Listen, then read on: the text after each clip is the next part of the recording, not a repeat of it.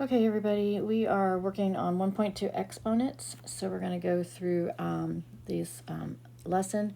Remember, there's no calculator allowed unless you're told you can, so there are no calculators on this. So we're going to go through each of these steps to make sure that we remember how to use our rules from way back in Algebra 1. Okay, so the first one we're going to look at is called the, the product rule. So when you're multiplying these two together, if you really look at it, the first one is 3x's and the second one is x squared, so it's 2x's. Okay, so if we add those another way, it's going to be x to the fifth because we add 1, 1, 1, 1. If you even put a little 1 right here for each of these. Okay, so that's x to the fifth. So that's really what you're doing is you're taking that x cubed plus the square, and that's how you're getting that x to the fifth. Okay, so that means when I have x to the m times x to the n, I add those exponents. Right. The next one is our quotient one. And what happens with the quotient one is kind of like what it looks like. I'm going to just do the same thing. I'm going to make my numerator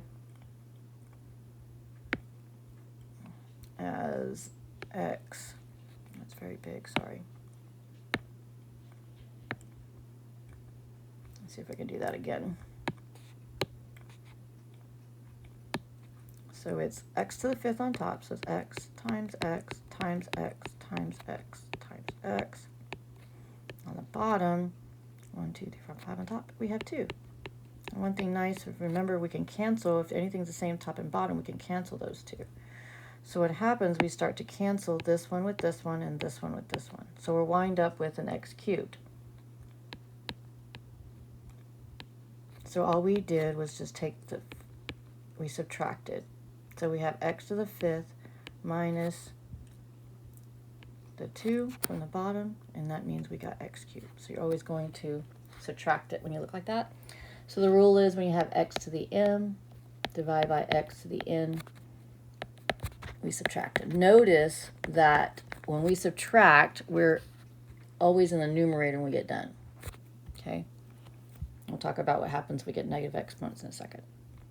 All right, next one is x squared raised to the, this is the power rule. And so what this is telling you, what you pretty much have here, is you have x squared 3 times. So you have this times this times this. Now again, if you had to break this all up, this means x squared is x times x. This is another x times x and another x times x. So you think about them, you have 1, 2, 3, 4, 5, 6. Okay, so yeah, we wind up with x to the 6, and that for us means that we multiply 3 times 2. Notice up here we did 3 plus 2. This is 3 times 2, and then we get a totally different answer. You must pay attention. This is the power rule. If you look how it's situated, something raised to a power. Okay, and so the rule is if I have x to the m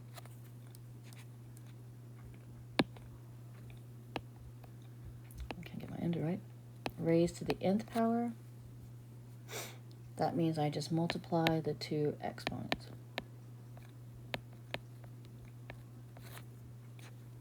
I have a hard time writing my m's.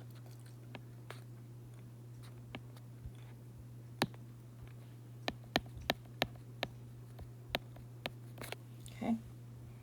All right, the next rule we have, this is kind of using the power rule again, but this time if you notice we have everything inside there being cubed. So all this is being cubed here. So what we'll do is, what we're really doing is we're taking, and you're doing x times y in a group 3 times.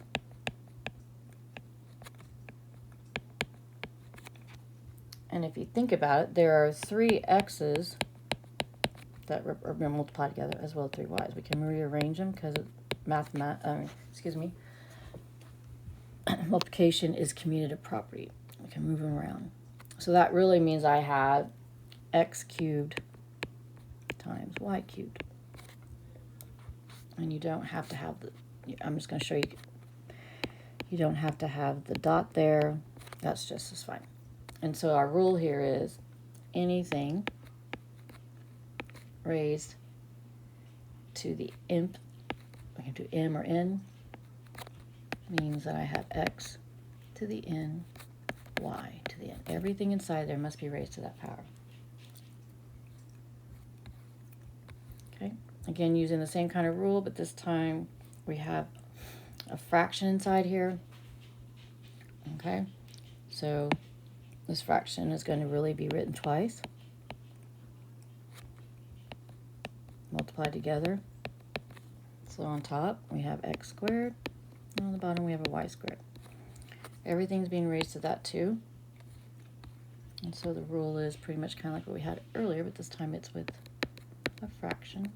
Anything raised to the nth power can be written like that. All right, now the next one we're talking about, we don't really have a meaning, so with that negative exponents, when you see those negative exponents, you want to make sure that you are getting rid of those. We don't really like those exponents around. We want them to be positive. So there's kind of a couple of rules. So what happens with a, there's not really like the other one. So when it happens with a, if I see it in the numerator, this is in the numerator, if I put it over 1, then I'm going to move it to the denominator, and my exponent changes to a positive. The second one I'm already in as a fraction for b, so I'm going to now make it move to the numerator, and now it's positive. Okay. So the rule is if I have x to the negative m, that means I have to move it to the denominator, and it becomes positive. And then when I have it in the denominator, I want to move it to the numerator, and again, it's positive. Okay.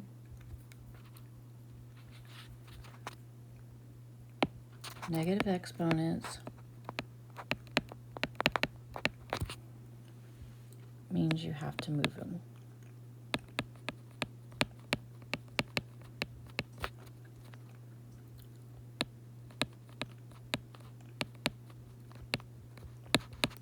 Okay, you don't want negative exponents. All right, the last one, again, if you look at this, if I use my rule, right, I can use my rule, and I can say that this is x squared. I'm going to use my quotient rule.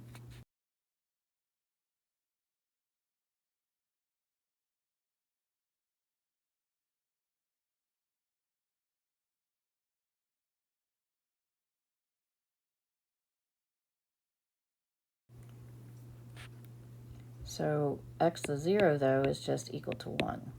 Well, hopefully you saw right here, anything over itself is 1. So this automatically is 1, but this is just using the rules to prove that that's true. That's all that is, okay? So anything raised to a 0 power is 1.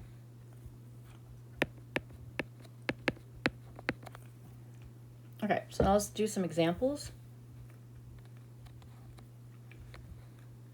All right, so again, now one thing about this, we've got to look at our bases, okay? We didn't talk really about this. Remember, this is your base. If I go up here, I'll just talk about a is your base, and those other ones, the 3 and 7 are the exponents, okay?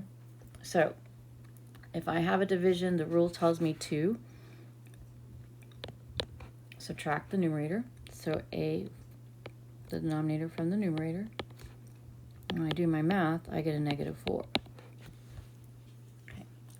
But again, because it's a negative exponent, like I just talked about, we don't want that. So you cannot leave a negative answer.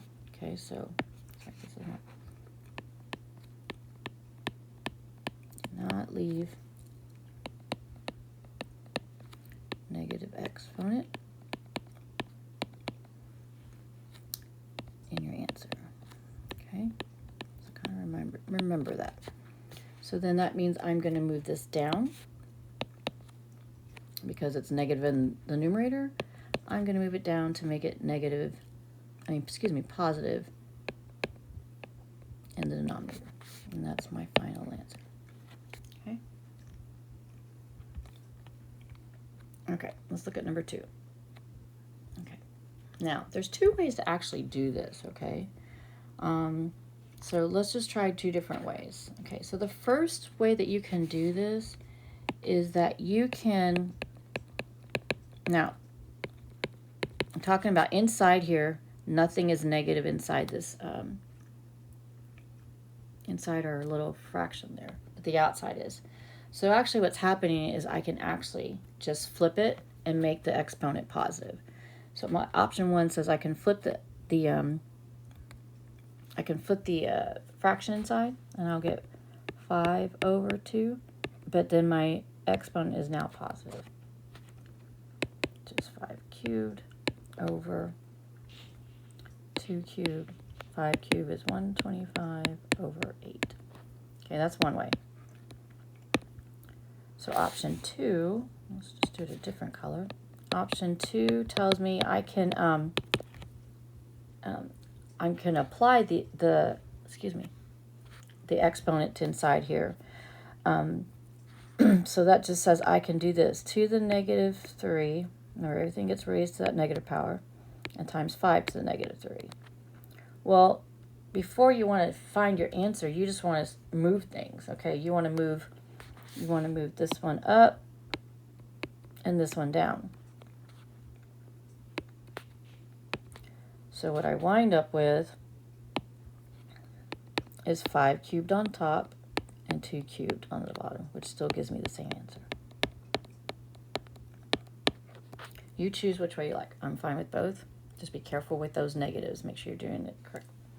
Okay, so the next one, x divided by y to the negative 2. Well, that means I've got to move this one up because it's negative, so that's going to give me x times y squared. And if you want to put it over 1, but we're not going to leave it at 1 because there's nothing on the bottom anymore, remember that's just going to be x times y squared. All right. Now this next one. Remember earlier up here we said that everything that's being raised to a power must be raised to that power that's inside the parentheses. Everything. So be careful that you do both. You got to do to the 3 as well to this. So make sure that you do that. I highly recommend that you just write it out first and then multiply it out. So 3 to the 4th times x. So negative 2 times 4 is a negative 8. So now 3 to the 4th is 81, and x to the negative 8 must go downstairs. Okay? So x to the 8th. Okay. All right, number 5. The best thing to do with number 5 is to get rid of anything, almost like your order of operations, get rid of this exponent first, and then multiply those two together.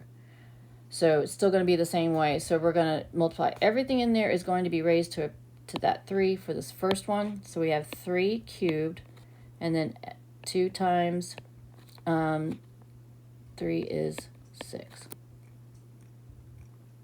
And I'm taking just a few steps. I'm going to take as many steps as I think y'all need. Obviously, if you know what 3 cubed is, you can automatically change it. But 3 cubed is 27.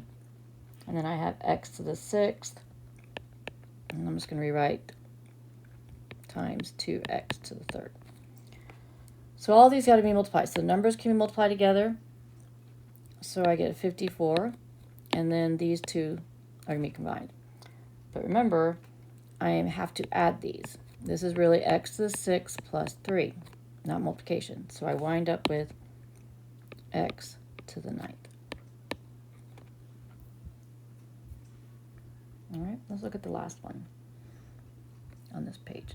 All right, so we're going to raise that again to the power that's out there.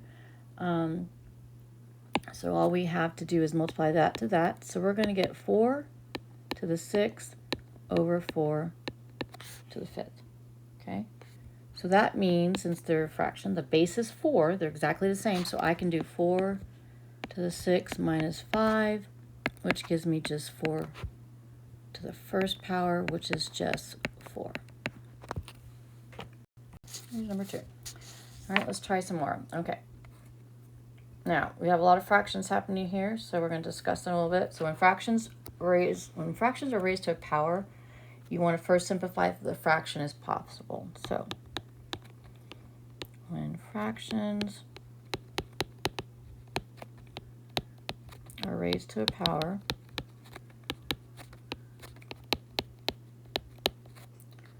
first simplify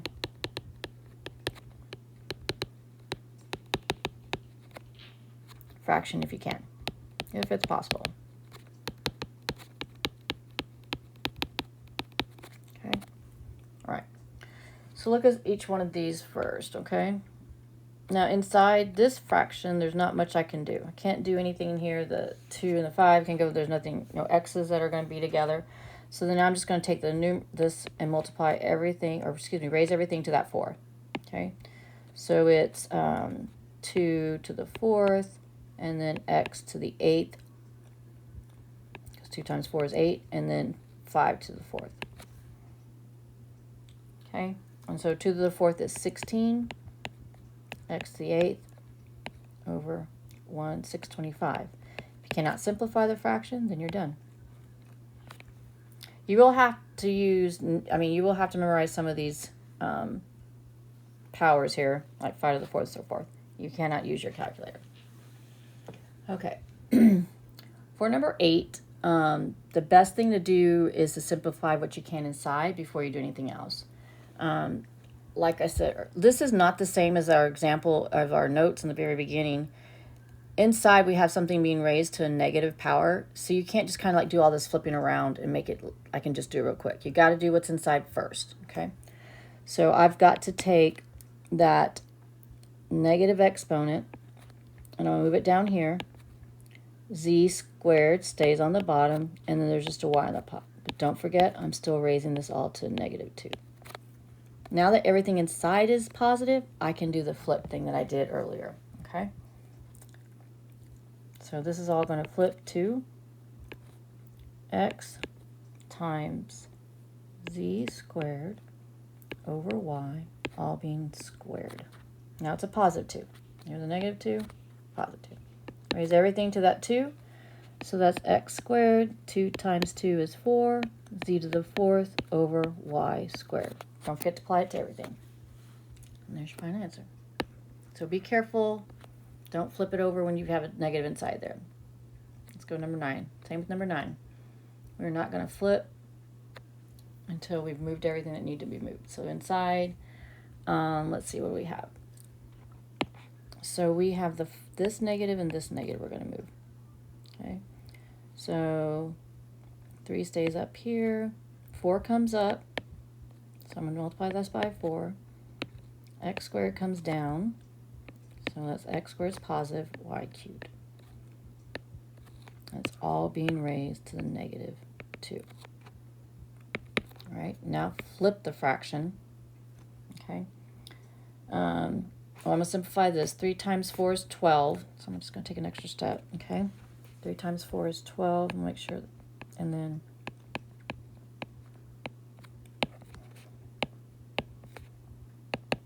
now we can flip it.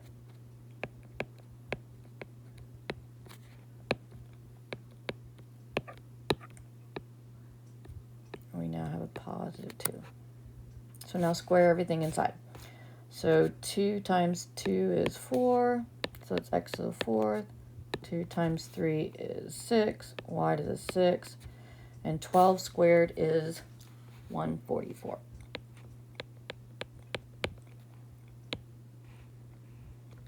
Okay. Sometimes it takes a few steps. Some of y'all can see it in 1 or 2. Again, I'm showing everything so everybody can see. Just be careful on what that is, okay? All right, so let's look at number 10. So we have 12 to the 5th times y to the -2, 12 minus 1, and y minus 3. There are actually several ways that you can do this, but sometimes subtracting a negative kind of messes us up, and we just leave things, we get ourselves a little bit messed up. So I'm just going to move the negatives up or down, wherever they go, so that it'll be easier for me to see. This stays, 12 to the 5th stays. This goes down, this goes up, and this one goes up. So I'm going to multiply by, I'm just going to do 12 to the 1st, and then we have y cubed here, but y squared here. Now, bases are the same, so 5 plus 1 is 6. Those are multiplying, so I have 12 to the 6th. Now these I subtract. 3 minus 2 gives me just 1 y, and it has to be in the numerator. Okay? Now, You can leave 12 to the 6th. I don't expect you won't not have to have that memorized. So just leave.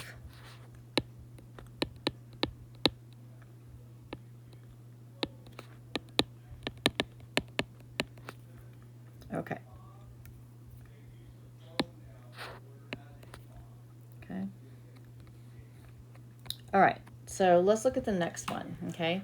Every time we've done these, this is a little different. We have a binomial in here, two things being added together, but they're in parentheses. So they're combined, they're stuck together, but they're the same base. If this is the same exactly as that, then the rule says if it's a fraction, I just subtract it 2, okay? And the reason I can do this is that these two have the same base, just like the other ones. It's just a binomial instead of the other thing, okay? So what I do is I'm just going to, the rule says, subtract them. So I have x plus y, all in parentheses, 8 minus a negative 8.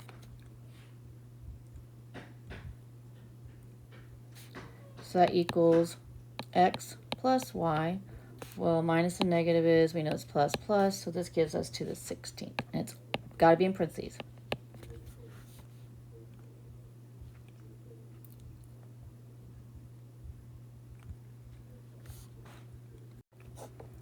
Okay, let's look at number 12. Again, what I would do in here is just, we don't have anything to do within each parentheses, so I'm just going to raise everything to the power. Okay, so let's see. Okay, so let's raise everything to the negative 5 in here. So negative 2 times negative 5 is a positive 10. Negative 3 times negative 5 is a positive 15. Negative 4 times negative 5 is a positive 20. All divided by, again, everything in here raised to the power. So 2 times 5, we have a to the 10th. 3 times 5, we have b to the 15th. And then c, 4 times 5, we have c to the 20th. Now, if you notice, it's exactly the same at the top as the bottom. We have a to the 10th over 10. 15 over 15 of the b's, and the c's are 20 over 20. So this actually just equals 1. Look at it as a fraction. Anything over itself is 1. Or you could have subtracted each of these, and you would have got a to the 0, b to the 0, c to the 0 by using that. And that's still 1 times 1 times 1, which still equals 1. All right. Now, these you have to know without a calculator, so we're going to go over these. I'm going to write these out, okay? Obviously, all your perfect squares you have to know. So, so 11 squared is 121. Let's just write this. 12 squared is 144. 13 is 169. If you know 13, then you just transpose the two last numbers and you get 196 for 14. 15 squared is 225, and 20 squared is 400. Okay, 1 cubed is 1. 2 cubed is 8. Remember, it's 2 times 2 times 2. And then 3 times 3 times 3. That's just a little messy there.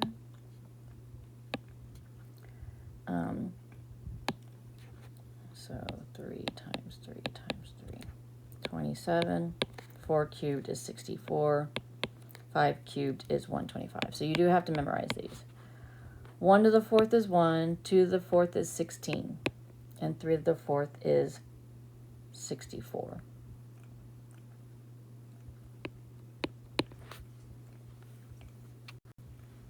Okay, so last section.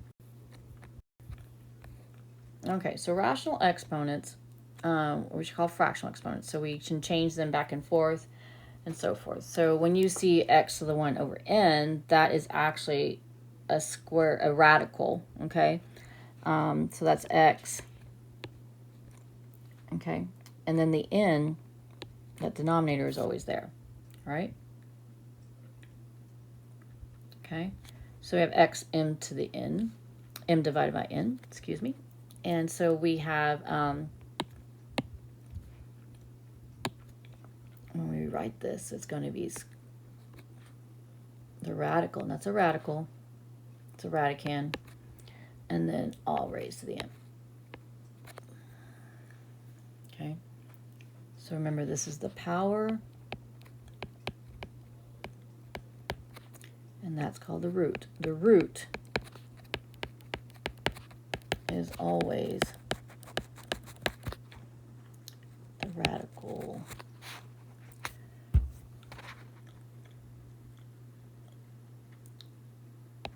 I said always outside the radical sign. Maybe that helps you to remember where it goes, but the denominator is always that way. Okay, so when we do these problems, so we're going to just write them two different ways. If you don't know what 25 to the 1/2 is, we don't get to use a calculator. But if we change it to a rational exponent, then we can see that it's going to be 25. Now I'm going to put the 2 here. But remember, if I just have this symbol, that's square root. Because there's never, I'm taking the square root of that. So what times itself times twice gives me 25. 5. 5 times 5 is 25. Okay? All right. So here we have 8 to the 2/3. Okay? So again, this is going to be the 3's here. 8's inside. I'll put the 2 in different color, then 2's on the outside. So we first want to do what's inside here. It makes it easier, then raise it to a power. So the cube root of 8, so what number do I multiply itself 3 times? Gives me 8, so it's a 2. But now I got to put that square up there, so my final answer is a 4. Okay. All right, this next one, negative 64. So again, negative 64 goes underneath here. The 3 is out here, and then we're raising it to the 1 power, so I don't do anything. So think about this, what you want to look at. Just because it's a negative doesn't mean we don't have an answer. If it was a square or to the 4th power, any even n would make it not work. But because of this, we can, because it's odd. So negative 4 times negative 4 times negative 4 actually gives me negative 64. So this answer is negative 4. You have to think about that, okay? Number 2, sorry, I went the other way. This is the cube root of 7. We do not have any cube root of 7. That's nice and pretty number. We come out with the decimal, and you don't know that in your head, so that stays like that. All right, so now this is negative to the negative 1/2. We still can't use those negative exponents. So what we need to do is we need to, oh, you got, sorry, 1/9 to the 1/2. Make it positive. So now that gives us 1 over the square root of 9. Square root of 9 is, sorry, square root of 9 is just 1/3, so the answer is 1/3. Now these next two, you can kind of use some mental math with that. You might be able to see it. If not, you can still use anything that you want. But if you did it with mental math, this would be 9 to 3/2 is actually 27. So this is 27. Let's see why it looks like that. So if I have 9 and I have the square root of that, excuse me, not the root, the square root, I just leave it blank. It's being raised to the 3rd power. So inside square root of 9 is 3, and I get 3 cubed there. Okay. So again here, this would be 1/25 if you did mental math with it. So let's look at how it breaks down. So if I move that down to the denominator, because it's a negative exponent, this is 125 raised to the 2/3. So again, this will be 1. Okay, so we have 125 in the radical, and that's a 3 out here, but it's all going to be squared. And the square root of the cubic root of 125 is 5 squared, so that gives me 1/25. All right, let's use the exponent rule to help us simplify these. I don't know why this keeps showing up.